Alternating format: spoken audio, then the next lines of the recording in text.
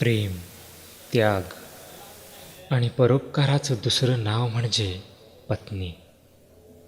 स्वतःचं अस्तित्व विसरून साखर जशी पाण्यात विरघळते ना, अगदी तशीच सासरी विरघळून सासर गोड करणारी साखर म्हणजे पत्नी. कौतुक आणि कृतज्ञतेच्या गावी जाण्याचं स्वप्नही न पाहता आजन्म यंत्रवत विनामूल्य सेवा देणारी महात्यागी म्हणजे पत्नी. पदरी पडलेल्या आणि नंतर बदललेल्या पतिरूपी प्रियकराला जसा आहे तसा स्वीकारून त्याच्या कुशीतच आपलं अस्तित्व शोधणारी प्रेमळ प्रेयसी म्हणजे पत्नी.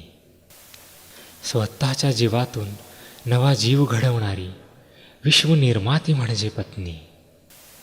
उंबरठ्याबाहेर पडल्यावर वेदना पिऊन सासरची गोडवे गाणारी थोर स्त्री म्हणजे पत्नी. माहेरी गेल्यावर कायम सासरची ओढ असणारी माहेरची लेक म्हणजे पत्नी.